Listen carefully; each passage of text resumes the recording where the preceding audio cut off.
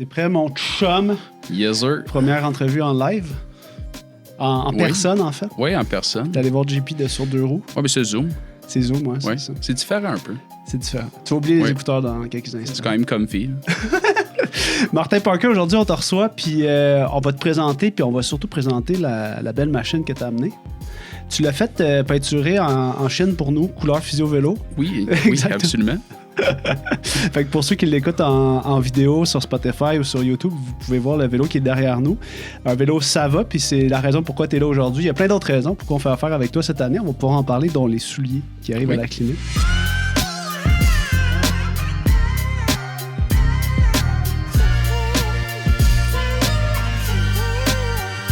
Fait que pour pouvoir débuter, je pense, notre entrevue, c'est important de replacer le contexte dans lequel je te reçois aujourd'hui, puis de raconter un petit peu comment toi, tu es arrivé dans le monde du vélo via d'autres sports. Je vais te laisser prendre la parole. C'est des histoires que tu m'as déjà racontées quand on est allé luncher. Mais bref, je vais juste te lancer sur le fait que tu étais un gars qui faisait bien du ski. On y va de même? C'est un fait. C'est un fait. Je faisais beaucoup de ski. Ouais. J'en fais pas mal moins. Mais ça m'a permis de baigner dans l'industrie. Je travaillais dans plein de ski shops. T'étais dans les cantons de l'Est, right? Canton de l'Est, j'ai travaillé dans une petite boutique à Mansonville, pour ceux qui connaissent. Juste avant ALZ, juste avant les douanes pour aller à J-Peak. Très cool comme petite shop. Vendait des passes pas chères pour Jay. Fait que on avait du gros trafic le matin. Mm-hmm. Mais c'est après ça Puis comme... C'était là, hein, la machine à café que tu m'as raconté? Oui, que le oui, service client était c'était impeccable. Incroyable. C'est pas compliqué. Toujours understaff. Mon boss voulait pas payer un autre staff. Fait qu'il est comme, qui reste un café dans les mains de tout le monde, ils n'auront pas le choix de rester à magasin. Mais avec le recul, j'étais comme, c'était tellement une bonne idée. Les gens étaient comme contents. Tu reçois quelque chose de gratuit. Ça arrive jamais dans la vie. C'est chaud, c'est réconfortant. C'était une excellente idée. Puis je le recommande au magasin, puis ils le font pas. Il y en a plein qui ont une méchante belle machine à café. Ils m'en offrent à moi. Mais je suis comme, non, c'est pas moi, c'est au client. Là. Ouais, c'est pas le rep qui en a besoin de plus. C'est ça, exactement. Une bonne leçon de service à la clientèle déjà quand t'avais quoi, genre 16-17 ans probablement? Ouais, à peu près. Fait que là, tu évolues dans le milieu du ski. Tu travailles chez Auberson, right? Tu as travaillé chez Auberson? Oui, j'ai eu un petit passage chez Auberson comme tout employé de ce magasin-là. Tu commences dans le junior, puis si t'es bon, ils vont te transférer dans le stock pour adultes. Ouais. Puis moi, ça a pris à peu près un avant-midi. Puis ils m'ont pas donné le go. Je me suis juste comme... T'as marché jusqu'à l'autre section. Puis je suis jamais retourné. Quel est ton premier contact avec le vélo? Parce que tu m'en as parlé un petit peu, là. C'était comme un peu âge adulte, là. Tu as commencé à être bien intense dans le bike. En toute transparence, j'étais obligé de commencer à faire du vélo parce que j'allais perdre ma job chez Auberson. Ils n'avaient pas besoin de moi l'été parce que je connaissais rien. Donc, j'ai juste décidé à commencer à faire full bike, d'aimer ça, d'être... C'était quoi ce bike-là à ce moment-là? J'ai commencé avec un Opus Triton, oui, rouge et blanc, excellent vélo. Tu m'avais raconté ça, je me rappelle. Et quand j'ai réalisé que je tripais et que j'avais des bons stab deals, Surtout ça. Oui, absolument. J'ai acheté un Scott Addict 10. C'est quand il commençait à sortir les frames en bas d'un kilo, là, c'était la grosse affaire. Il était en Ultegra mécanique, léger, comme s'il n'y avait pas... C'est incroyable. Rim brake, man. All about the rim brakes. Ouais, exact. Puis là, ton chemin évolue, puis tu te retrouves à partir... Ça fait combien de temps que tu reps des marques de vélo là, à travers le Québec? Je suis rep depuis 10 ans, mais spécifiquement dans le vélo... Depuis 6 ans à peu près. Mm-hmm. J'ai été sub-rep pendant assez longtemps. Ça veut dire quoi, ça veut dire que je travaille pour un autre représentant. Mm-hmm. J'en faisais un l'hiver, j'en faisais un l'été, puis juste bon timing, bonne place. J'ai repris le territoire du représentant avec qui je travaillais parce qu'il est parti ailleurs. Fait que c'était juste, t'es là, vas-y, c'est go! Ton tour, t'es capable. La chaise musicale, ta place est libre. C'est ça. Puis là, tu veux-tu nous faire une petite liste peut-être de ce que tu reps en date d'aujourd'hui, en début 2026? Oui, donc il y a eu beaucoup de changements. Avec la pandémie, ça a changé des affaires, puis ça, c'est pour tout le monde, c'est pas juste moi. Mais présentement, je représente 9 compagnies différentes. Des fois, il y en a qui sont comme sont rassemblés. 4 lignes de vélo, donc je fais bien évidemment Sava, Amflow, 3T, Moose, je fais les vélos Bunt, les casques Limar. Les souliers Bunt. Oui, Bunt. Casques Limar, des bas Socks Footwear et je fais les vêtements BME et Corsino. Ça en fait beaucoup. Ça en fait beaucoup. Oui. Puis là, aujourd'hui, on a décidé de te recevoir parce qu'on a justement, je peux le dire en exclusivité, là, quand ça va être diffusé, on va probablement avoir reçu justement parce qu'on a le numéro de tracking, fait que les souliers s'en viennent. À la clinique, on a décidé d'offrir un inventaire, un item d'inventaire de plus que ce qu'on avait dans le passé. Nous, on cherchait un partenaire pour des souliers plus larges, fait qu'on n'avait pas beaucoup de choix. Hein. On pouvait aller chez Lake, on pouvait aller chez Bunt. Puis le choix de Bunt s'est révélé être probablement le plus simple pour nous logistiquement parce qu'on n'a pas des inventaires non plus de 2-3 millions là, ici à la clinique, c'est tout petit. Fait que là, on a des souliers Bunt, puis ça va pouvoir être disponible à l'essai pendant les Bike Fit. Fait que ça va être vraiment cool de voir cette année est-ce que les gens vont vouloir justement tester une nouvelle paire de shoes parce que tu sais, quand j'ai rentré les selles de bike à la clinique il y a peut-être 6-7 ans, je me demandais si la clientèle allait sentir un genre de biais de la pression de vouloir vendre de l'équipement en plus de mon service. Tu sais.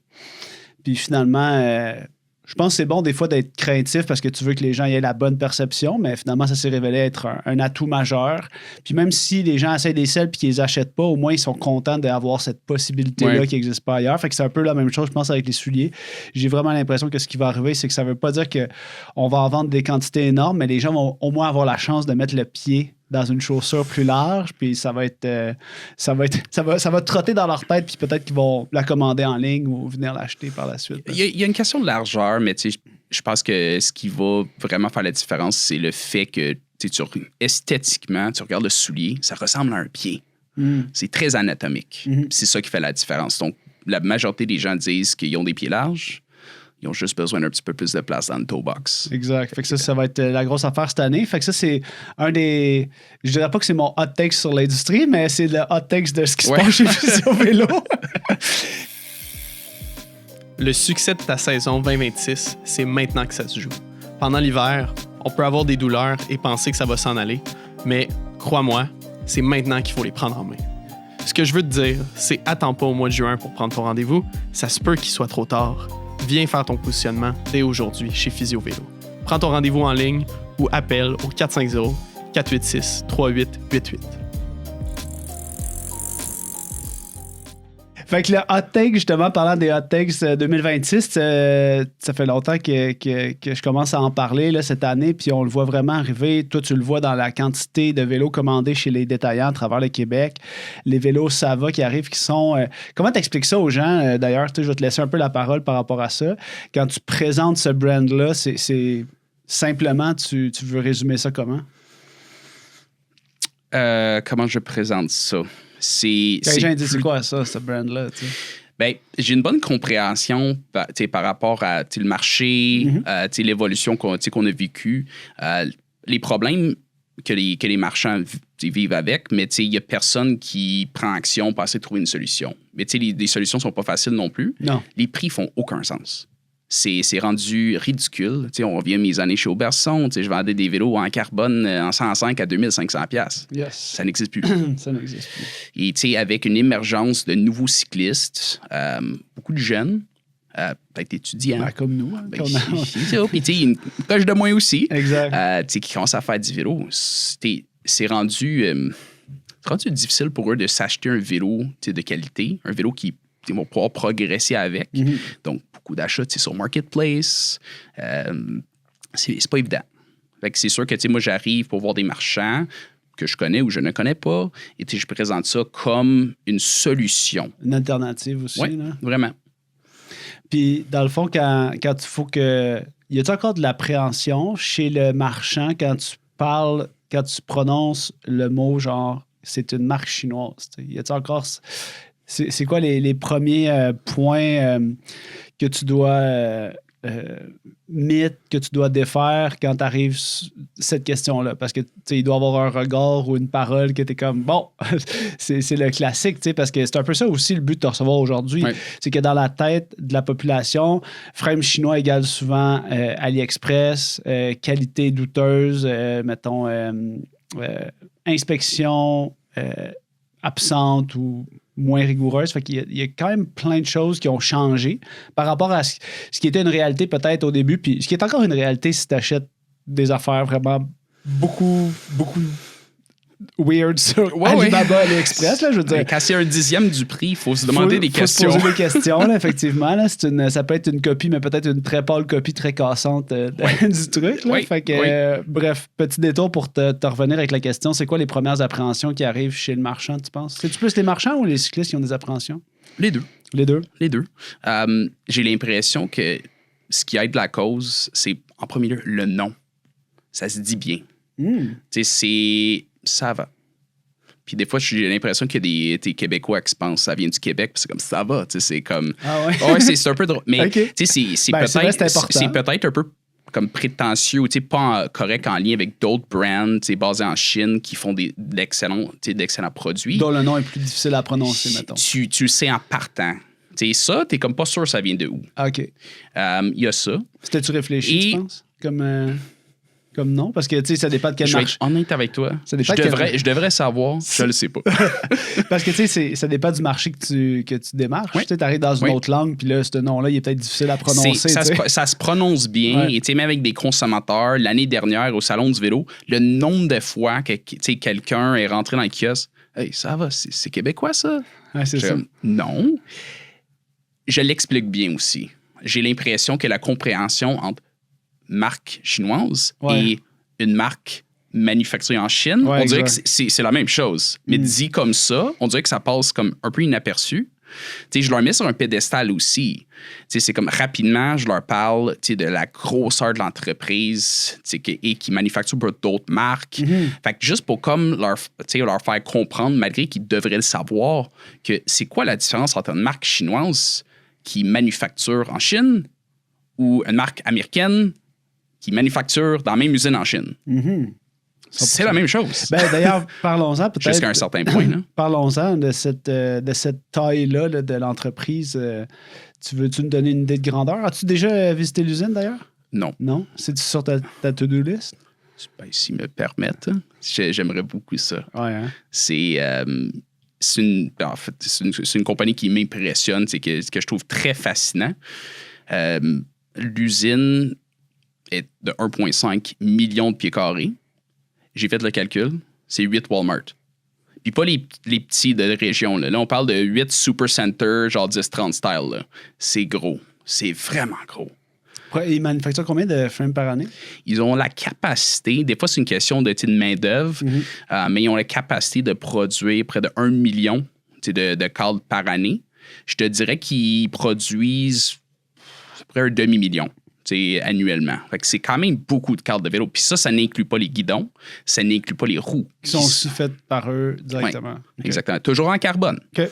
C'est leur spécialité, c'est ce qu'ils produisent. Ils n'ont pas nécessairement il n'y a pas d'aluminium qui sort de cette usine-là. C'est vraiment spécialiste carbone. Ouais. Puis de cette quantité-là, quelle est la proportion qui est dédiée à leur brand finalement? Parce que, tu sais, qui est dédié à ça. Je t'enchaîne avec une autre question après, mais quelle est la proportion? Je ne connais pas la proportion exacte, mais ce que je peux dire, c'est que la majorité, selon moi, est fait pour d'autres compagnies. Puis ces autres marques-là, est-ce que tu penses que c'est comme un peu un enjeu pour eux de garder ça un peu... Tu sais, depuis que Sava fait sa propre ligne, est-ce que les autres brands sont dans une espèce de guerre de secret pour pas que ça se sache? Parce que là, quand tu as le brand qui sort comme ça puis que tu te dis que ça vient tout de la même place, cette espèce de phrase-là, est-ce que tu penses que c'est un enjeu pour les brands de garder ça secret? T'sais? Je peux pas parler pour eux, mais je ne crois pas. Non? Parce que c'est comme un fait connu que dans l'industrie qu'une majorité des vélos chez Trek sont produits chez Giant à Taïwan. Fait que c'est comme ça arrive rarement que tu sais d'où provient comme le vélo ou le manufacturier. Mais des situations comme ça m'amènent à dire que je ne crois pas. Ouais. Parce que, tu sais, il y a une question de branding, tout ça. De toute façon, ils ont tous des... comment qu'on appelle ça? Des contrats. Des non-disclosure. C'est ça, des non-disclosure. Oui, effectivement. Puis qu'est-ce qui a décidé... C'est quoi le changement qui s'est passé, qui s'est opéré dans les dernières années pour que les compagnies comme Sava, qui ont des usines, décident de dire « Hey, on va lancer notre propre truc parce qu'au final, on a la capacité de produire des films de qualité, on a la capacité d'acheter du Shimano, on peut monter nos bikes, puis on peut rentrer dans des marchés comme le marché canadien, québécois, avec justement il y a sûrement une question de timing, là, bien évidemment, parce que, tu sais, comme tu dis, le fait que les vélos aient augmenté de prix de manière substantielle depuis les 5 dernières années, ça laisse une porte grande ouverte pour tout ce qui est vélo, tu sais, on va dire de très grande qualité. Là, on a un vélo en carbone, des roues en carbone, Shimano 105 au complet, dans un prix que tu ne retrouves pas chez les autres grands manufacturiers. Là. L'écart est assez loin. Mm-hmm. On peut comparer, surtout lui en particulier, on peut comparer plutôt avec des vélos en aluminium. C'est à ce point-là. Par rapport au prix, exactement. Puis si on compare avec un comparable, ben là, on est au-dessus de quoi? Un 30-35% de différence de prix, certainement. On prend la gamme, je te dirais que la différence de prix va différer. Certaines catégories plus que d'autres, mais on va rouler entre un 10 et un 30%. Moins dispendieux. Mais quand tu les compares, vélo pour vélo, souvent, il y a cet écart-là de pourcentage, mais généralement, ils sont mieux montés. Peut-être qu'il y a un groupe de plus haut, peut-être qu'il y a un guidon en carbone, des roues en carbone, l'autre est en aluminium. Fait que des fois, c'est difficile à les comparer. Dans le cas de notre couleur... Le vélo physio-vélo. Ouais, le vélo physio-vélo, exactement. Il n'a pas de comparable. Non, c'est ça. Il n'y a aucune compagnie qui produit un vélo haute performance, donc, aéro, c'est ça, un vélo aéro. En mécanique. Tout le monde décide d'y aller comme... All-in dans le très haut de gamme. Exactement, avec roue en carbone. Donc, finalement, tu as un vélo performant avec comme un package accessible. Donc, il n'a pas de comparable. Vas-y. Donne-nous le prix.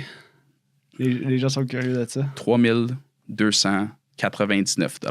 Et ce, chez un marchand que tu vas avoir un fit probablement, pas aussi bon que Physio Vélo.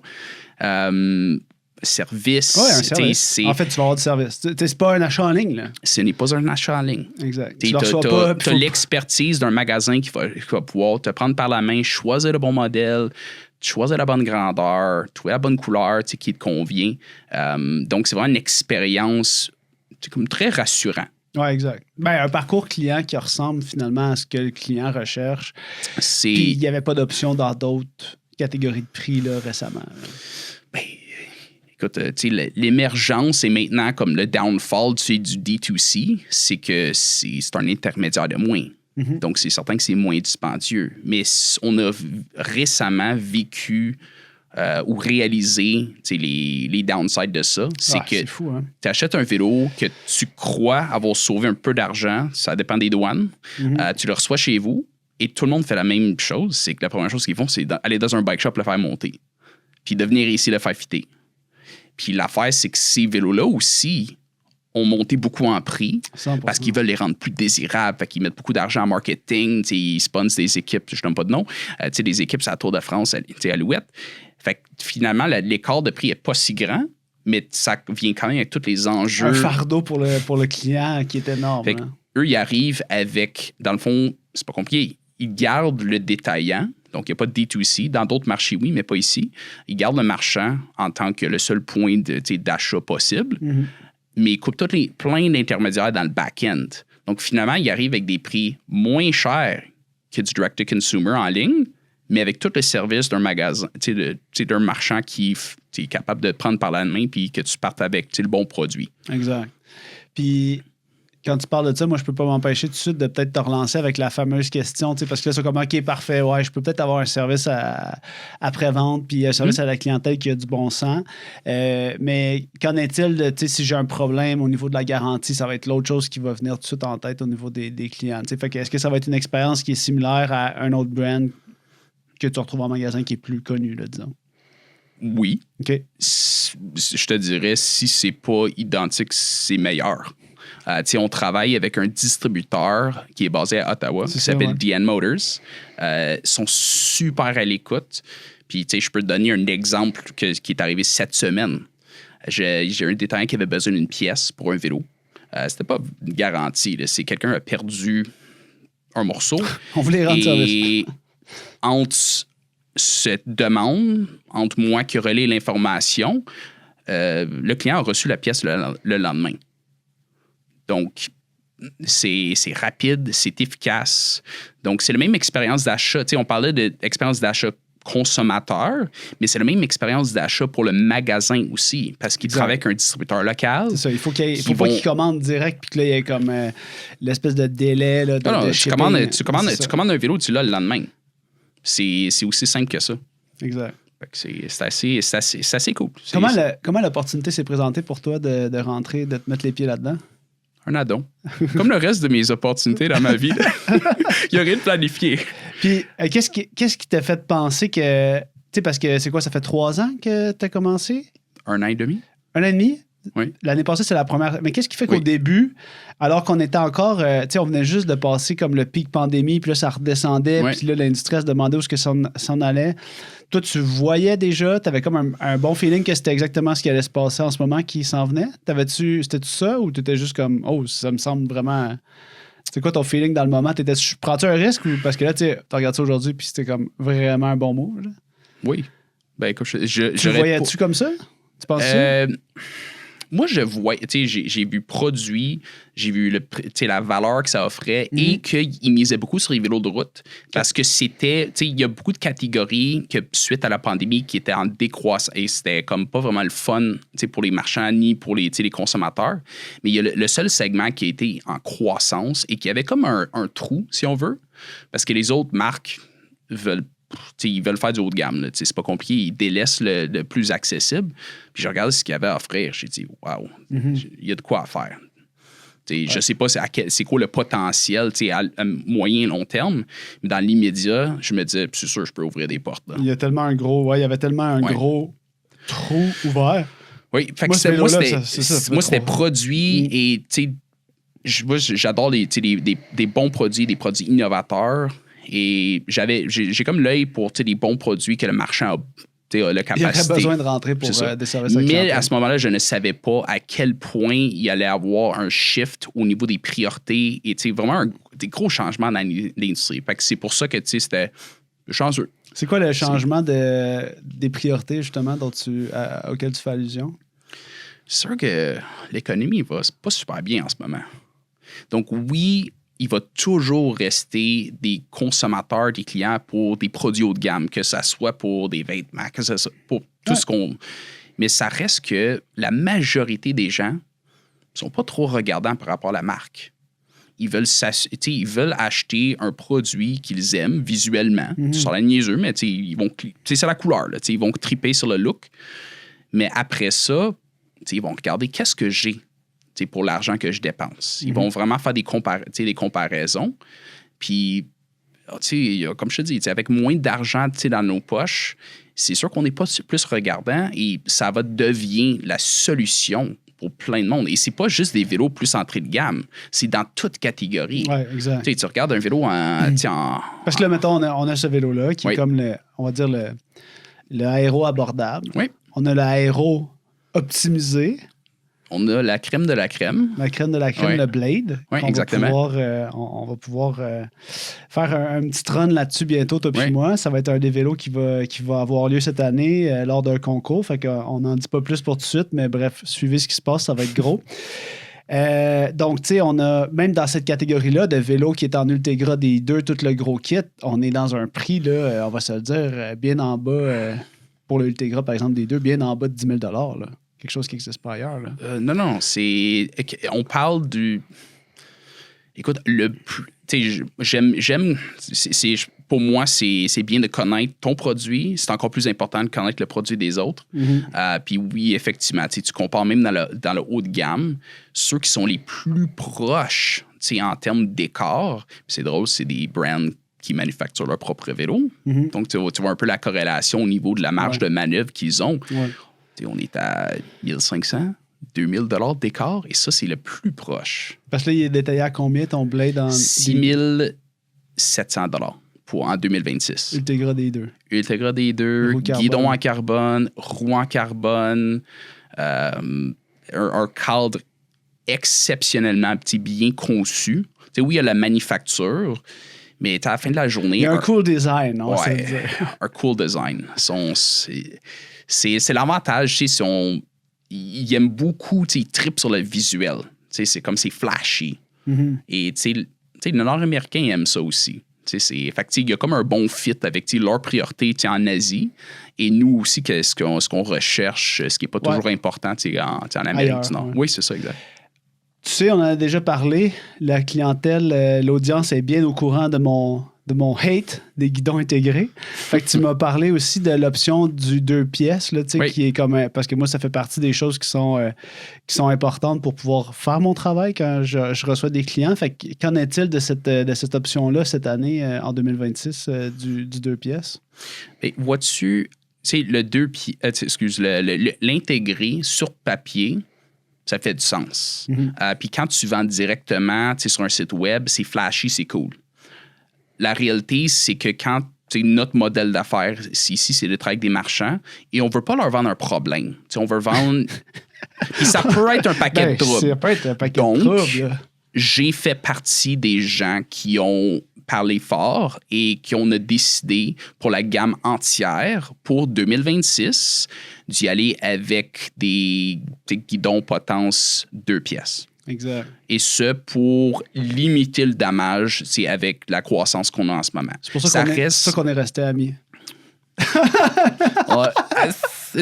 Écoute, ça a bien été l'année passée, mais là, avec la croissance, on veut juste éviter.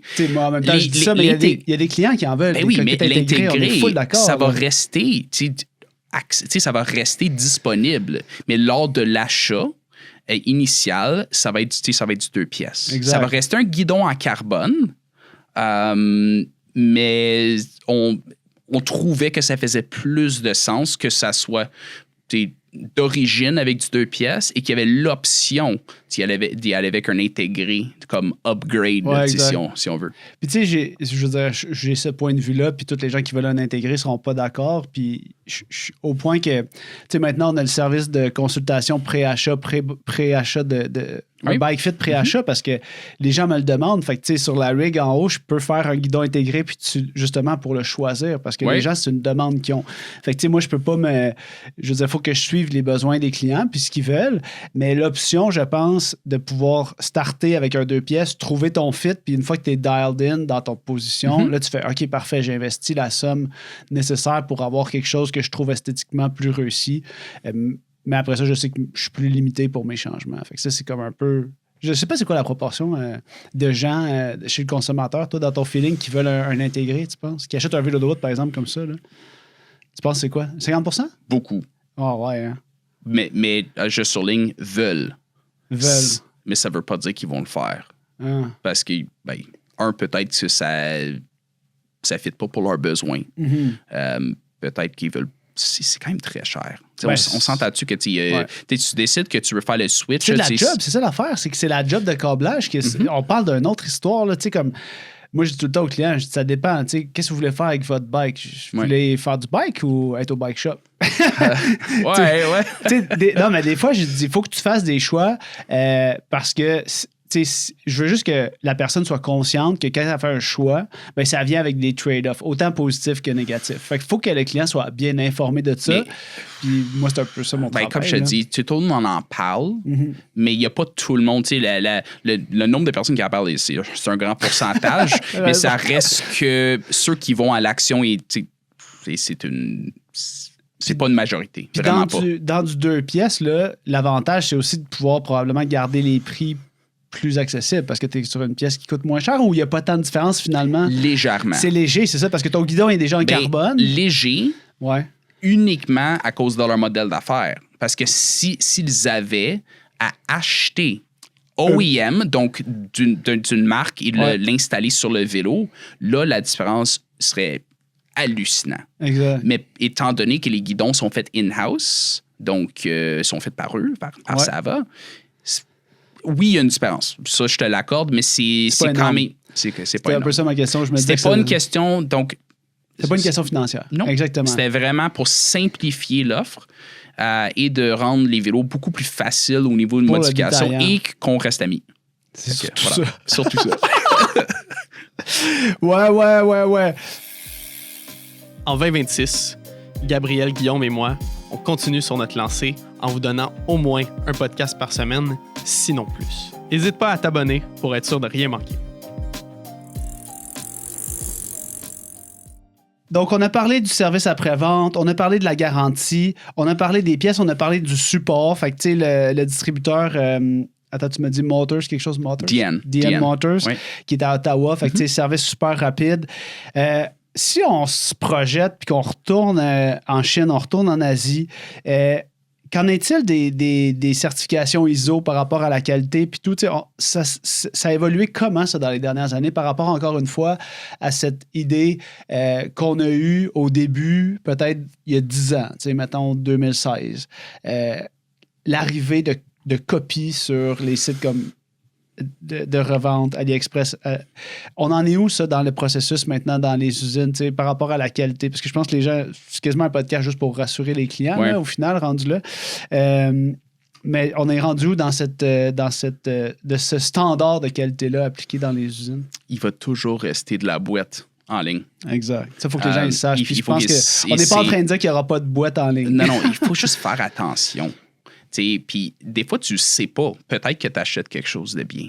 Exact. C'est difficile. C'est Peut-être tu le sais que non. pas. Ouais. Donc, c'est pour ça que, quand il y a un brand name dessus, si c'est quelque chose qui est vendu à travers des revendeurs, la majorité des revendeurs veulent vendre de la bonne qualité. Ils ne veulent pas vendre un problème non. à leurs consommateurs. Ils ne veulent pas nuire à leur Fait qu'il y a image. là. toujours, puis encore une fois, c'est que c'était tellement underground, on le savait pas parce que ces marques-là ne vendaient pas leur marque, ils manufacturaient pour d'autres Exact. uniquement. Exact. Donc c'est juste maintenant qu'on commence à les voir, mais il se peut qu'on ait tous roulé un vélo produit par Sava dans le passé. Exact. C'est à ce point-là. Ouais.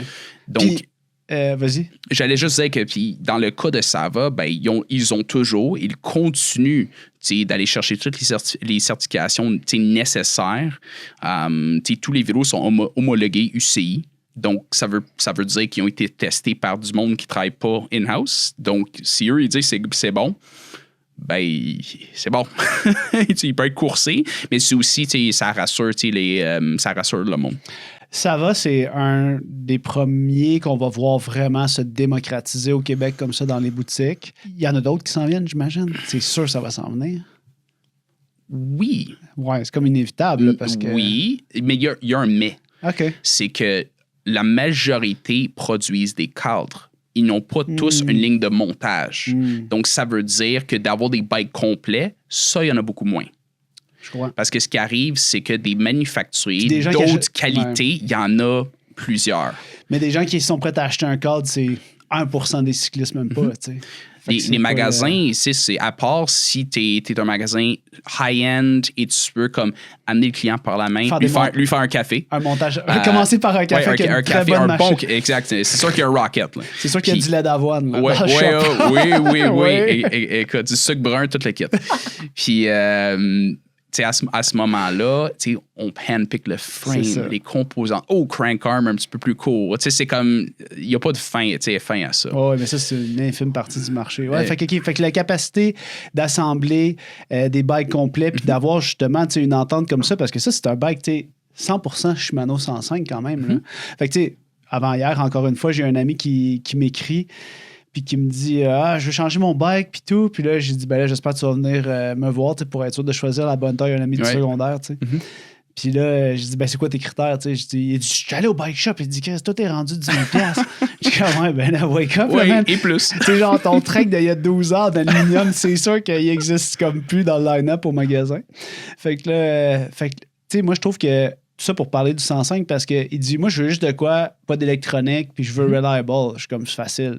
Pogne un bike en Shimano 105 mécanique. Oui. Genre, mettons, c'est le choix le plus sensé pour que tu aies hustle-free, pas de problème. Genre, C'est fiable. c'est un excellent choix, je trouve, pour s'adresser aux consommateurs parce qu'on n'est pas en train de jouer la carte, de baisser le prix puis d'avoir des third parties, genre qui font des groupes, mais que finalement, des fois, il y a des affaires qui marchent moins bien. Ça, c'est la prochaine étape. Ça, c'est la prochaine étape? Ouais, selon moi, on va commencer avec les vélos. Ouais. Puis les prochains joueurs qui vont débarquer, ça va être les groupes chinois. Mais ça, mettons, là, le nombre de patents, le nombre de brevets que SRAM et Shimano font à chaque année pour pas se faire détrôner. Comment ils vont faire pour bypasser ça, pour contourner ces règles-là? Parce que la quantité de brevets là, de chacune de ces marques-là qui se compétitionnent pour des parts de marché est énorme. On va voir. On va voir. Parce que t'as raison. Et tu sais, Tu sais, genre, je suis comme. Eux autres sont plus indétrônables qu'un frame qui continue de valoir probablement, tu sais, maximum 500$ US à produire dans les usines en Asie. Puis que, tu sais, du patent là-dessus, il n'y en a pas tant, là.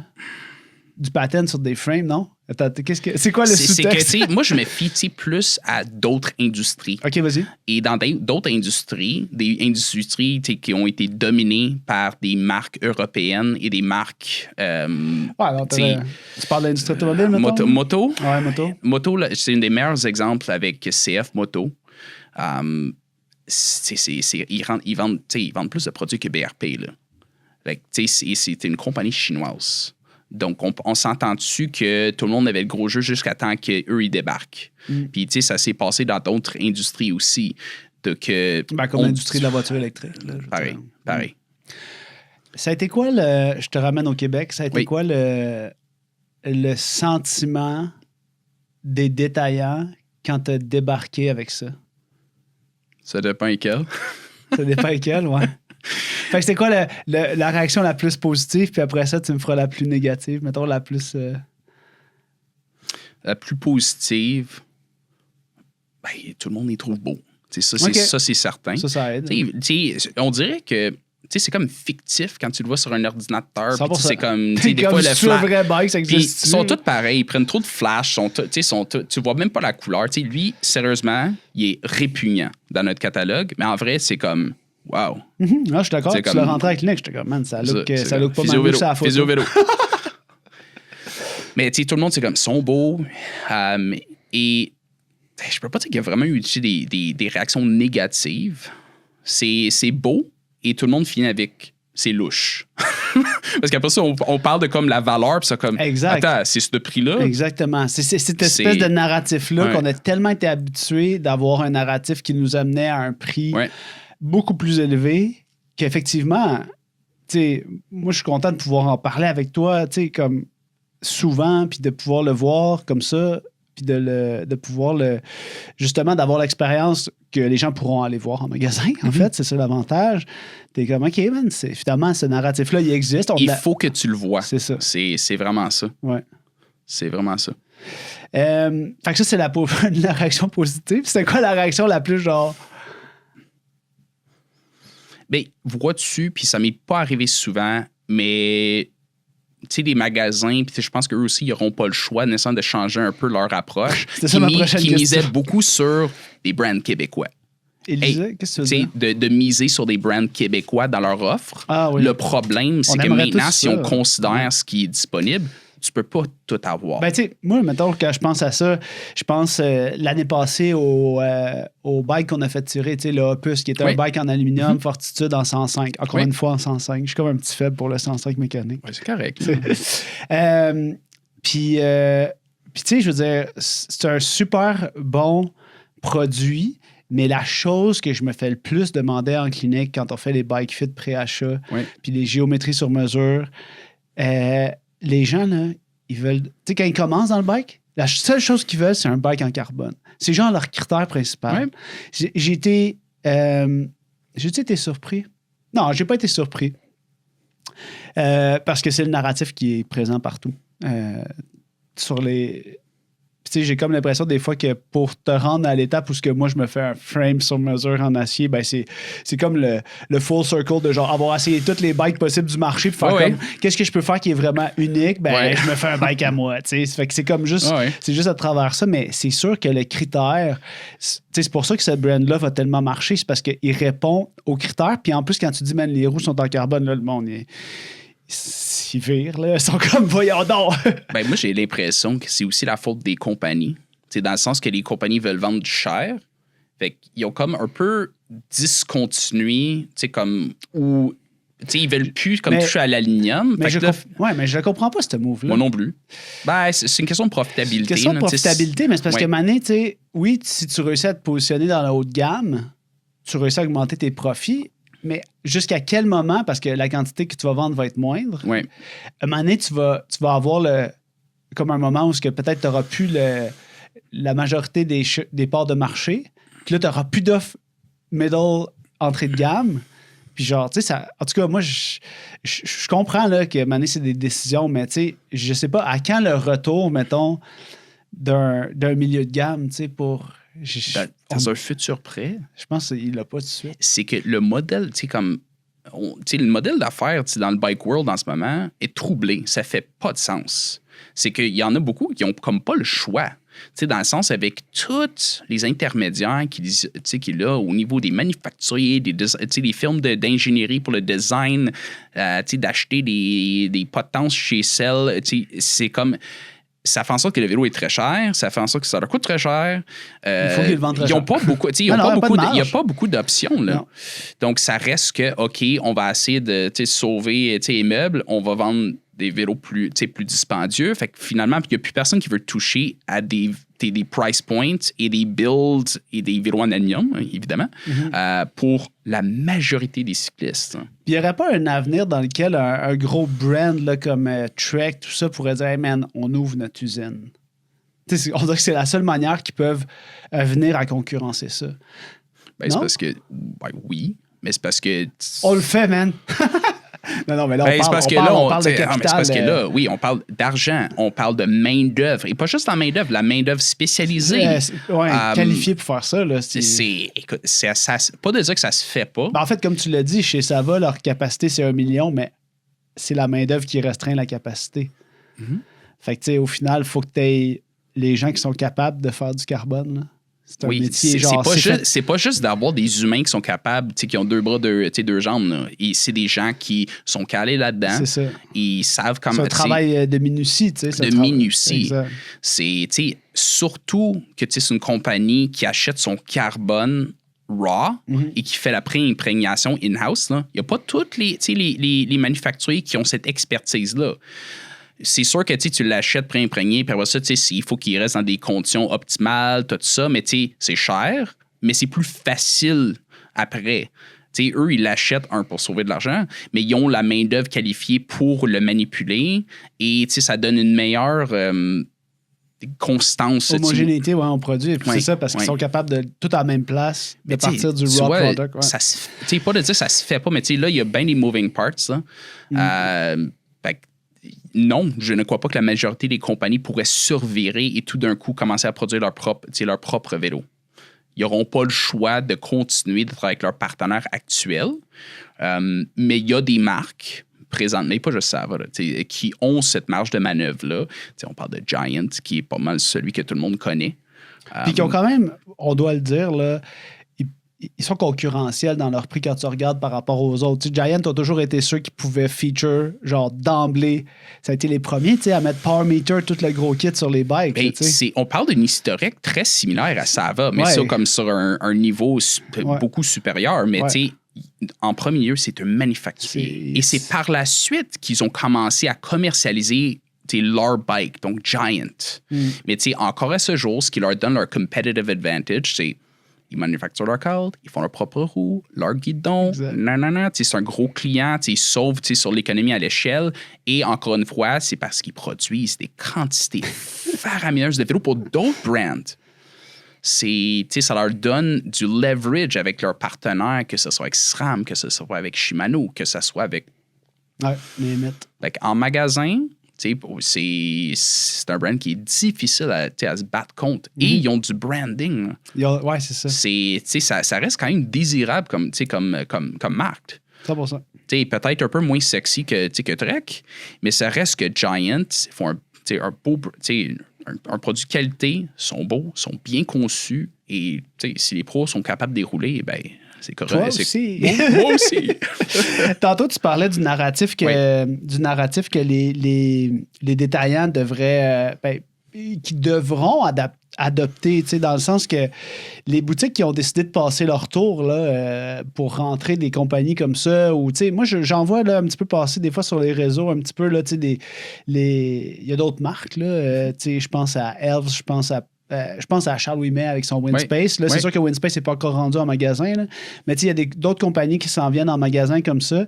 Puis je pense que c'est un côté business, quand tu es un détaillant de vélo, c'est un smart move d'avoir ce prix-là parce que c'est ce que les clients recherchent. Penses-tu que l'adoption va être...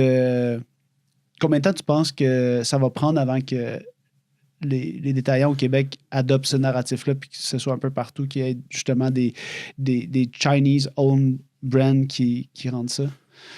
T'es-tu rendu peut-être à... Tu sais, je regardais le nombre de points de service, pas de service, mais le nombre de points de vente, ça va hier sur la carte du site web. Tu sais, il y en a quand même, il y en a 2-3 sur la Rive-Sud, proche de la clinique, genre. Il y en a comme... Ça commence à être facile là, d'aller magasiner un Sava, là. Oui, donc je te dirais que c'est fait. C'est déjà fait. Ça n'a pas pris, pas de dire que ça n'a pas pris beaucoup de temps, mais il y a eu certaines réticences de certains brands qui voulaient juste voir. En fait, ils voulaient me voir planter ailleurs avant de faire le move. C'est ça, exactement. Donc, en date d'aujourd'hui, il reste très peu de zones grises au Québec où le marché, où le consommateur n'a pas un magasin à 20 km. Là. Tout le monde presque tout le monde a accès à un bike shop qui tient des vélos en inventaire. Il reste, écoute, la BTB. C'est pas encore des marchés. C'est Gaspésie. C'est comme il y a vraiment des endroits un petit peu plus loin. Puis d'ailleurs, il y en a une couple qui vont se concrétiser bientôt. Mais ça reste que la majorité des gens ont un bike shop proche de chez eux, de confiance, qui vont faire leur tune-up, qui ont peut-être acheté leur dernier vélo, qui a accès à Sava. Et qui, dans le fond, ça fait partie de leur assortment. On n'est pas venu détrôner quelqu'un, là. C'est qu'on vient... complémenter. Absolument. Puis il y en a certains qui attendaient de nous faire de la place. C'était pas parce qu'ils n'avaient pas envie de rentrer Sava, c'est que c'est des marchands qui sont intelligents et quand ils font des choses, ils font comme du monde. Ils veulent pas juste rentrer pour comme patcher un trou. Ils veulent rentrer une marque et le mettre en évidence. Oui, c'est ça. Leur faire une place dans le line-up. Exactement. Puis ça, je comprenais. Puis donc, j'avais juste à être patient. Fait que c'est tout. Par rapport à la tendance vraiment vers le gravel bike, puis on pourrait parler d'une autre affaire avant. 2021, 2022, 2023, les compagnies comme Trek Specialized sortent leur vélo, do it all.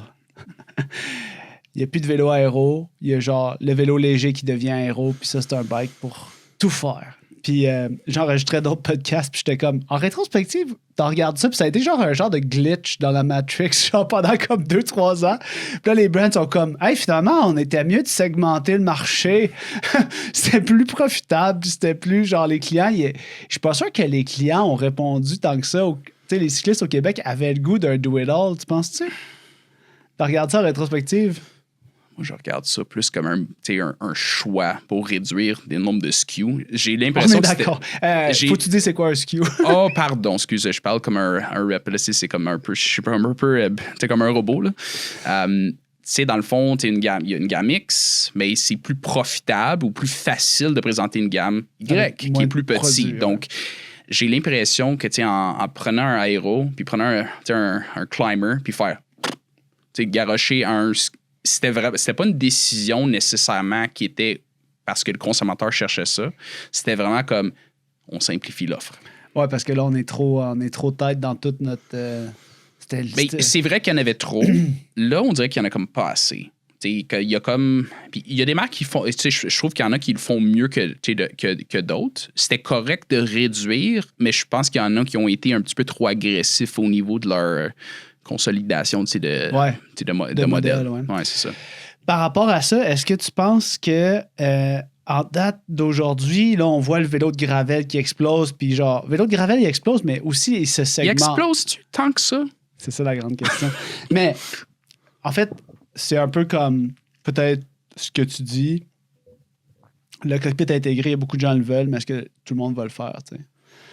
Fait que c'est peut-être un peu ça, mais moi, ce que je trouve qui est certain et qui explose, c'est l'offre qui se segmente. Fait que, tu sais, quand tu regardes, par exemple, le fait que chez Trek, tu aies 3 modèles de gravel, tu sais, parce qu'ils sont comme, OK, faut qu'on puisse prendre toute la place dans le milieu du gravel. Fait qu'on va offrir des segments. Comme ça, les gens, quand ils pensent à gravel, leur choix, c'est pas est-ce que je vais chez Trek ou Specialized, c'est genre, est-ce que je prends le checkpoint, le checkmate ou le checkout?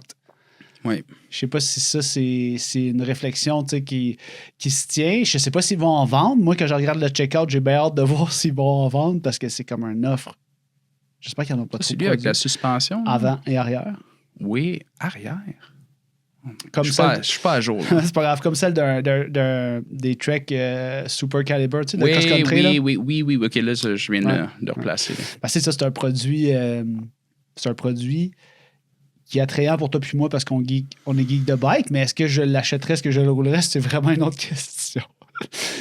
À suivre. Hey, Salsa vient d'en sortir un comme... Salsa, j'ai pas vu leur genre bike. à matin, là, ou hier. Ah ouais? Oh, c'est comme un mountain bike, drop bar, suspension, mais comme de la gamme régulière, pas quelque chose de patenté. Là. Ça me surprend pas parce que, tu sais, Pinarello ont présenté... Same. But different. Puis, t'as aussi les organisateurs de Leadville qui ont dit on arrête ça, plus le droit de drop bar parce que là, parce que, je sais pas, peut-être parce qu'ils voulaient faire de la pub pour l'event là, ou qu'ils voulaient essayer de niveler la compétition. I don't know. Là. On le saura jamais. On le saura jamais. Mais bon, tout ça pour parler du gravel parce que dans le line-up chez Sava, tu sais, moi j'ai vu, vous avez le Pulse, le Falcon qui sont comme les 2 routes. Oui. Le Falcon qui est comme le... on va dire, compétitif, un peu plus agressif. Lightweight race. Puis t'as le Pulse qui est comme le Endurance. Oui. T'as le Aurora qui est comme le accessible aéro. Puis t'as le Blade qui est le... Puis après ça, quand on regarde dans le gravel, j'étais comme Chris, il y a juste comme un modèle. Puis en même temps, t'étais comme non, il n'y a pas vraiment un modèle parce qu'il y a plein de différents... Il y a un cadre. Il y a un cadre qui peut être build de plein de manières. Fait que peut-être que tu peux nous parler un peu de cette bike-là parce que dans le fond, juste pour dire aux gens que chez Sava, il y a une offre dans le gravel. Puis le plus important, c'est quoi la tire clearance? Combien large de pneus je peux mettre? Même si j'ai pas besoin, combien je peux aller? C'est vrai que c'est une question que les gens ont tendance à demander, mais ils veulent être capables. Mais ils veulent pas le faire. C'est ça. c'est la réalité. Espérons que c'est la même chose avec les cockpits intégrés. on verra. On verra. Fait que c'est quoi les line-up? C'est quoi le tire clearance? Vois-tu, selon les specs, ils vont toujours te laisser une marge de manœuvre là, au niveau du clearance, mais le Voyager, qui s'offre dans plusieurs build kits, là, toujours Shimano, a une clairance de 45 mm. Les connaissants... Il doit avoir de la place pour plus. ça. Vraiment. Là, je t'avoue que j'ai pas fait le test. Ouais. Mais dans le cas du Falcon, ils disent que tu peux clairer un 28, puis bien fâché, tu rentres un 32. Ah oui, c'est ça que tu m'avais dit. Ouais.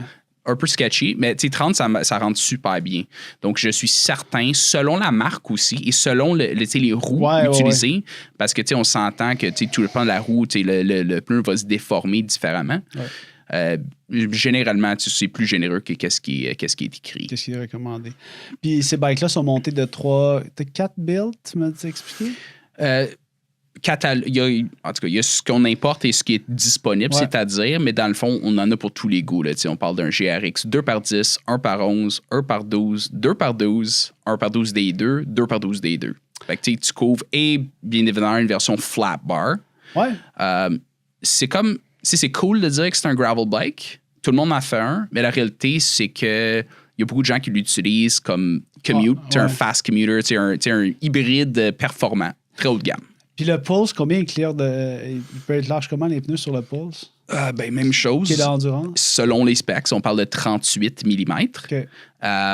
J'ai mis un 40 et il y avait encore de la place. Donc, c'est quand même assez généreux au niveau des entrées de fourche pour un vélo de route. Là. Fait qu'ils ont quand même un peu différencié. Mettons que tu regardes ton endurance qui est le Pulse, puis le Voyager qui est le Gravel. Ils ont différencié un petit peu.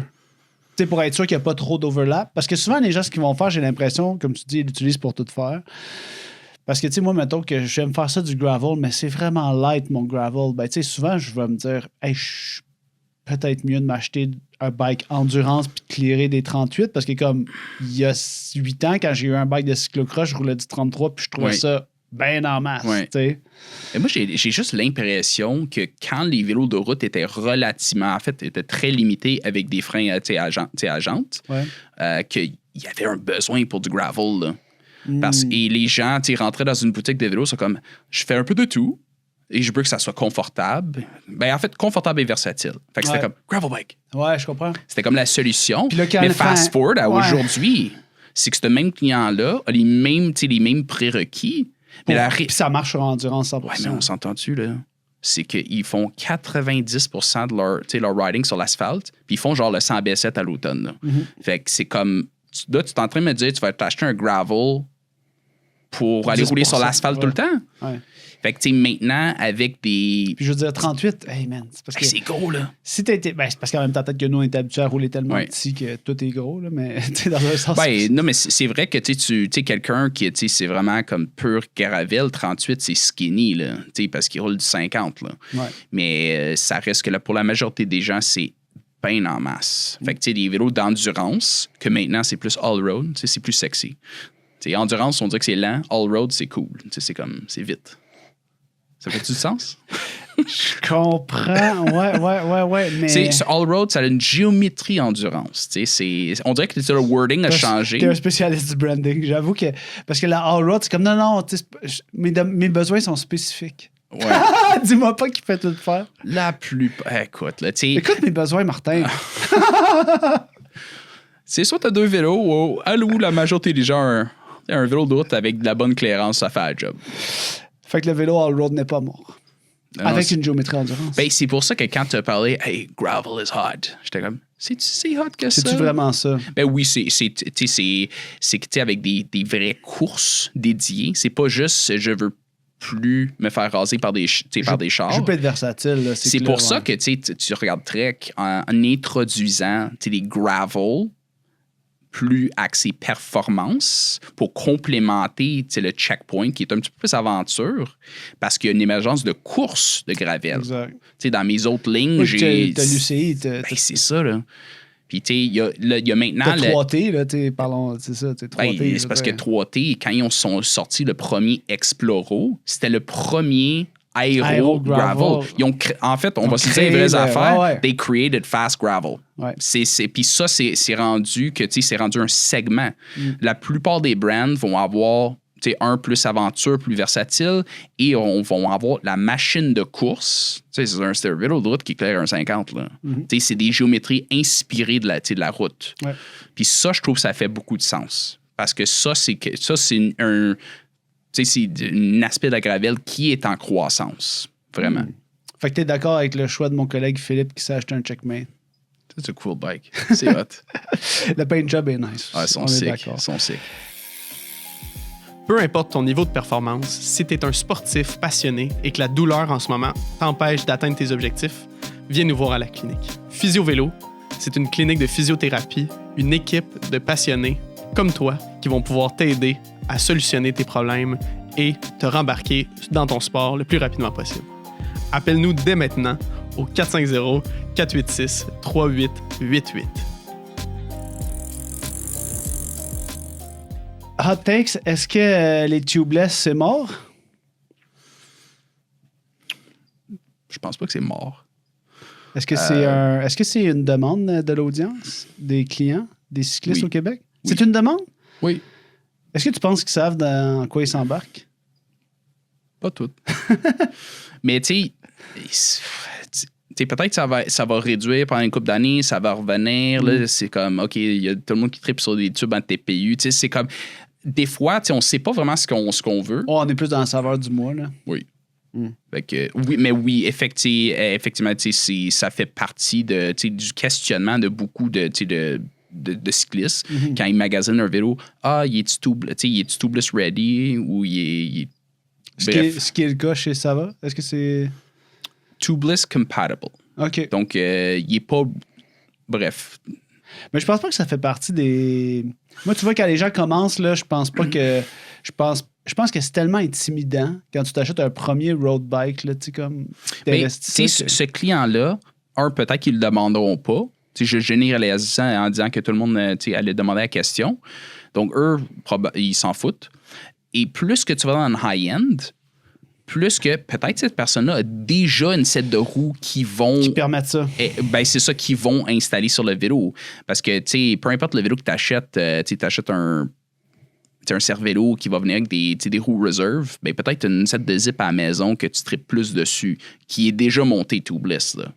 Fait que, honnêtement, le fait que nos roues sont pas déjà, ils sont compatibles, mais sont pas déjà prêts, je ne crois pas que ça change grand-chose. Surtout quand tu arrives dans le high-end, puis dans le low-end, mais les gens, ils ne demandent pas.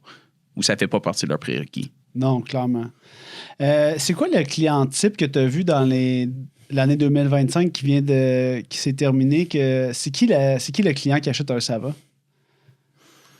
C'est en train de changer. Il y a plusieurs personas? Ou? Ça a commencé beaucoup avec des gens qui soit sont rentrés dans un magasin en se disant qu'il n'y avait pas le budget pour un vélo en carbone, ou des gens qui sont rentrés en magasin pour s'acheter des accessoires parce qu'ils prévoyaient acheter un vélo sur Marketplace, mais qui sont finis par partir avec un vélo. Mais ça, c'est en train de changer beaucoup. On a vraiment investi beaucoup de temps et de dollars pour que la marque soit visible. Autant chez les marchands qu'on commandite maintenant 2 équipes de courses locales. Donc, les gens les voient, ils voient que c'est des gens performants qui roulent ces produits-là. Ils ont des bonnes expériences. Donc, maintenant, on va chercher une plus grande clientèle. Je te dirais qu'on a quand même une belle clientèle assez jeune parce qu'ils sont cool, sont flashy. Et justement, on a des options pour des étudiants. On s'entend. Ils veulent toute la grosse machine, mais ils n'ont pas le budget. Mais là, on leur offre quand même des packages assez complets avec des pièces fiables. Donc, c'est vraiment en train d'évoluer en ce moment. Et j'ai hâte de voir comment que ça va continuer d'évoluer au courant de la saison parce que j'ai l'impression que ça va changer encore. Tu vas-tu manquer de vélo cette année? Le distributeur dirait que c'est un beau problème si on manque de vélo. On est d'accord, ouais. Mais moi, je suis assez gourmand. Puis, je veux comme avoir le meilleur offre pour mes partenaires. Fait que je veux pas en avoir trop, mais je veux pas en manquer. Est-ce que je crois qu'on va en manquer? Je pense qu'on va être short à un certain moment donné. Mais tu vas avoir prévu le coup. Oh yeah. On est toujours, we're one step ahead. Puis c'est fascinant. Dans le sens que je connais pas une compagnie qui est capable de réagir assez vite que quand on voit qu'on va être short, qu'ils sont capables de faire une production, nous remplir un container au bouchon, puis nous shipper ça avant le mois d'août, là. Fait qu'on c'est une compagnie qui est capable de nous supporter et qu'on puisse réagir si ça part en peur. C'est quoi les prochaines choses qui s'en viennent pour le brand? Il y en a beaucoup. J'ai hâte de voir, parce que des projets, il n'y en a pas, il n'en manque pas. Il y a une gamme de vélos de montagne qui va s'en venir pour 2027. Il y a des projets plusieurs projets électriques, dont un gravel électrique débile. Puis là, on reste toujours dans du vélo carbone parce que c'est ça leur expertise. Oui, là. Dans le fond, il n'y a pas en ce moment, il n'y a pas de plan pour sortir de d'autres choses que du carbone ou parce que c'est ça leur expertise ou ce qu'ils peuvent avoir des marges? Court, moyen terme, non. Mais je sais que ils veulent être full service et offrir des vélos pour tout le monde. OK. Fait que quelque chose d'encore plus premier prix, là. Mais actuellement, n'ayant pas une usine dédiée à ça, ils ne peuvent pas le faire parce qu'il n'y aurait pas les avantages de l'économie au niveau de la manufacture. Par contre, si l'opportunité de racheter une autre entreprise se présentait, il le ferait. OK. Si ça faisait du sens. Donc, à vrai dire, s'ils trouvent un bon deal sur un manufacturier d'aluminium, ils vont l'acheter. Wow. C'est vraiment... Mais ça veut pas dire que ça va se passer. Non, mais c'est vraiment ambitieux puis complet comme projet de brand. C'est ces gens-là que tu as rencontrés qui distribuent chez DN Motors. J'espère qu'ils vont t'envoyer bientôt visiter l'usine. J'espère. Je te le souhaite. Il va falloir que je vende beaucoup si tu as besoin de quelqu'un pour t'accompagner, tu m'appelles. Oui. On va créer un peu de contenu. Oui, S'ils c'est nous laissent rentrer... ils vont voir ça comme un échange de services. J'imagine.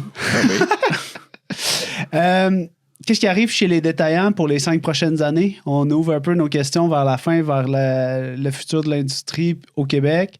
Qu'est-ce qui arrive chez les détaillants dans les 5 prochaines années au Québec, tu penses? Comme changement ou qu'est-ce qui reste pareil? Qu'est-ce qui reste pareil? Qu'est-ce qui reste pareil? L'importance du service à la clientèle. Absolument. Je pense que comme ceux qui donnent présentement qui donnent du bon service et qui donnent une bonne expérience clients en magasin, ça, c'est des choses qu'ils devraient garder parce qu'ils vont continuer d'avoir du succès. J'espère que certains vont peut-être voir ces points-là en étant très importants. Et de ne pas juste vendre des vélos. Parce qu'à la fin de la journée, notre plus grosse compétition, pour moi, c'est pas le voisin, c'est l'Internet. Puis si l'expérience comme client est pas meilleure, finalement, tu sers à quoi? Je pense que, oui, on voit des magasins fermés, mais on voit des magasins ouvrir. Des fois avec une saveur un petit peu plus dynamique, un petit peu plus jeune, coffee shop, sandwich. Un lieu de rassemblement pour, c'est cosy. Pour la communauté. C'est cosy. Ouais. C'est cosy. Ça fait du sens. Mais encore une fois... Fait que là, dans mon projet, là, quand je prends le voisin, là... Ouais. OK. Je distribue des bikes aussi. Centre d'entraînement. Oui, écoute, un peu de retail. Oui. Un peu de retail? Mais ça me tente pas. Comment je fais pour faire du retail? Tu mises sur des sherbets. Pas trop de vêtements. Non? Pas trop de vêtements. Les vêtements, man, ça doit coûter cher, l'inventaire de ça. C'est parce que tu n'as jamais la bonne couleur. Puis la bonne grandeur. Ouais. C'est épouvantable. Parce que, moi, le retail à la clinique en haut, je veux dire, c'est un add-on qui me permet d'avoir un service que je peux différencier. Ouais. Donc, vivre de ce service-là de bike fitting qui est haut de gamme, donné par des physios, avec un reçu d'assurance. Tout le whole package. Mon but, c'est d'avoir le whole package. Mais si je me lance dans le détail, on dirait que j'ai travaillé chez Vélo 2000, chez Garneau Concept dans le temps. Oui. On aura la chance d'en reparler cette année. Oui. Salut Seb. On aura la chance d'en reparler cette année. Puis quand j'ai vu ça, puis que j'ai vu c'était quoi de l'intérieur, j'ai dit, my God, c'est pas facile. Ça prend un full commitment, puis faut que ton cerveau soit 100% là-dessus pour pouvoir réussir à bien servir ton client, à bien gérer ton inventaire. On dirait que je trouve ça épeurant. Toi, t'as peut-être, étant donné que t'as comme vraiment beaucoup d'expérience. Ça dépend toujours à quelle grosseur. Là. Mm-hmm. Puis, c'est pas juste toi. Il faut que tu t'entoures des bonnes personnes. On dirait que, de trouver des employés, c'est tough. De trouver des bons employés, encore plus tough.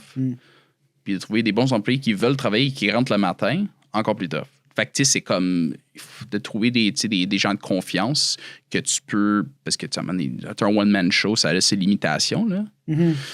Mais, je suis certain que c'est difficile pour toi parce que, tu as encore 5 étoiles, sur Google, là. Fait que, les gens... ont clairement une bonne expérience ici. Fait que je suis certain qu'ils voudraient comme, te supporter davantage et t'acheter des affaires. Mais à un moment donné, tu peux pas t'éparpiller. Selon moi, tu peux pas t'éparpiller trop non plus. Mais oui, c'est épeurant parce que ça amène un investissement quand même assez important. Et juste de manager ça et d'évoluer, ça prend du temps. Oui, clairement. Donc, cette année, là, les gens vont vous avoir vu au Salon du vélo. Oui, absolument. Est-ce que le boot, parce que là, on enregistre avant le Salon du vélo. Le boot va être écœurant. Le boot va être écœurant. Oh, yeah. Fait que ça, c'est vous l'avez manqué cette année. J'espère que vous allez revenir l'année prochaine. Fait que là, en 2027, dans le boot, là, en 2027, il va y avoir des mountain bikes. C'est ça que tu me dis? À dernière nouvelle. J'espère. À dernière Ça nouvelle. serait vraiment nice. Fait que ce que je te souhaite cette année, c'est de manquer de bike, mais d'avoir prévu le coup. Pour pas manquer de bike. J'étais assez fatigant et je jappe assez fort que si je veux plus de vélo, ils vont m'en trouver. T'as de l'air à ton affaire, puis peut-être qu'on peut finir... si les gens veulent rentrer en contact avec toi pour certains brands, c'est quoi la meilleure manière de le faire? Via Instagram, pour rentrer en contact avec toi? Pour rentrer en contact avec moi, c'est sûr que par courriel, c'est excellent. C'est facile à manager, mais je me rends disponible de toute manière. J'ai des marchands qui m'écrivent sur Facebook, Instagram, tu sais, name it. Là. Parfait. Fait que agence Martin Parker. martinparker.sales@gmail.com. Si c'est bien structuré, je vais répondre dans un délai très rapide. Mais Parce si que tu veux des courriels bien structurés. Oui, exactement. Mais tu m'écris sur Facebook, tu vas tomber sur le tas. Et assez loin sur le tas. Merci Martin, merci pour ton aide. Puis j'ai vraiment hâte de voir si le Hot Takes 2026 va se révéler. Mais je pense que à connaître les commandes qui ont été passées cette année pour les Sava, je pense que on est sur une bonne lancée. On appelle ça un sure bet. Oui. Merci d'être nos podcasts. On se dit à bientôt. Merci. Ciao. Ciao.